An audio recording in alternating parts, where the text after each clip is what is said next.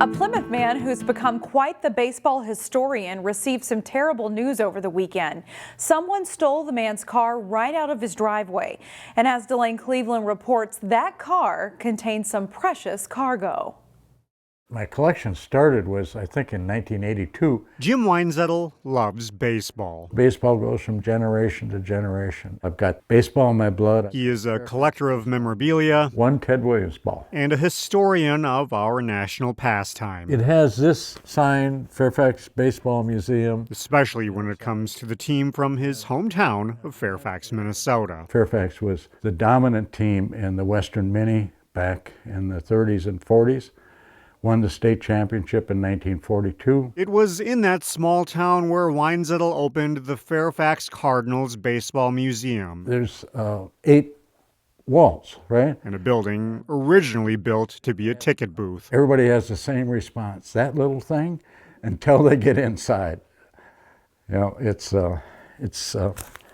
special. In that museum, Weinzettel showcased a vast collection of autographed baseballs featuring some of the game's biggest legends. Ernie Banks, Willie Mays, Rod Carew, Tony Oliva, Roger Clemens, on and on. With winter coming, he thought it was time to pack up those precious mementos and bring them back to his Plymouth home.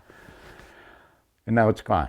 Weinzettel left them sitting in his SUV, which was stolen right out of his driveway Sunday evening. Breaks my heart.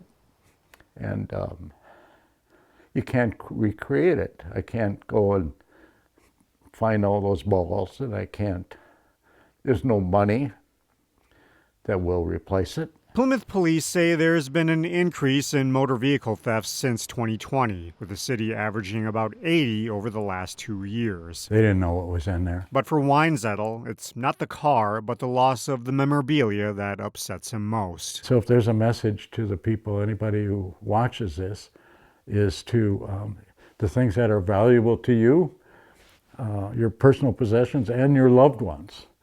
Hold them close. In Plymouth, Delane Cleveland, CCX News. Significant development plans are in the works by pharmacy giant Walgreens. The company plans to make Brooklyn Park a hub to speed up the delivery of prescriptions. According to information released by the city, Walgreens would lease a 52,000 square foot facility that's getting built on Winnetka Avenue, just east of Highway 169. Walgreens says it would improve delivery from 300 prescriptions in a day at your local pharmacy to 300 in an hour. The Brooklyn Park City Council approved an application to the state on the company's behalf for special loan funds to help facilitate the project. Walgreens says the new facility would create more than 140 full-time jobs.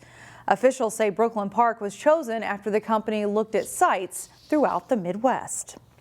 Brooklyn Park, meanwhile, is joining a growing list of cities to support Nomo May, a campaign not to cut grass in the month of May for environmental reasons.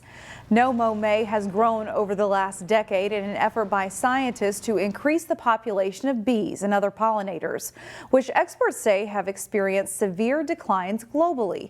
In communities that supported the initiative, studies show the bee population was 5 times higher at participating homes compared to nearby parks that had been mowed. Nomo May would be entirely optional. The cities of Crystal and Edina are other communities that have supported the campaign. School officials at Weaver Lake Elementary in Maple Grove say getting out of the classroom for hands-on learning is what drives its curriculum. So what are they learning? Here's Jason Malello in our school spotlight. All the grade levels, there's lots of discovery. Any given day at Weaver Lake Elementary, We do more hands-on than looking at. students might be taste testing, getting to know worms, or checking out their garden. I can feel it, and then it helps me identify what I'm touching and looking at. Helps me better experience. It's all part of Weaver Lake's STEM curriculum, In the real world, you don't have, everything is not in boxes. which aims to challenge and educate kids beyond the normal classroom model. We typically will start with science standards and build our value-added projects, we call them, around those science standards. So we'll bring in math standards to it, we'll bring in ELA, English Language Arts standards, and then try to show the kids how all of it really flows together. Weaver Lake's Courtyard Garden helps kids learn by doing. This day and age, kids do not have the opportunity to get their hands dirty. They need to go into the gardens. They need to be able to dig with their hands. They need to be able to see how you actually plant a seed. It's really fun to have a place where you can go outside and actually be out there and discover rather than just sitting at a table and writing down paper, because you can actually go out there and experience it. Nicole Cans helps run the Weaver Lake Garden.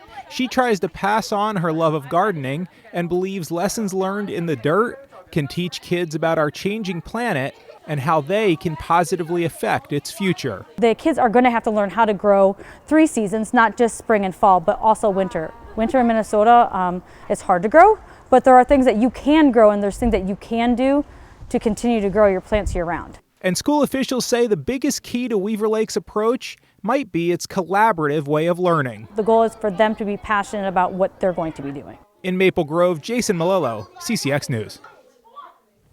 An update now on the construction of the new water tower in Robbinsdale. Construction of the concrete tower reached its maximum height this week. The next step will be to construct a concrete cap over the top part of the tower before steel work begins on the ground. The water tower between West Broadway, County Road 81 and Highway 100 will hold 750,000 gallons when it's finished. That's 6 times as much water as the current tower, which will eventually be taken out of service and remain as a city landmark.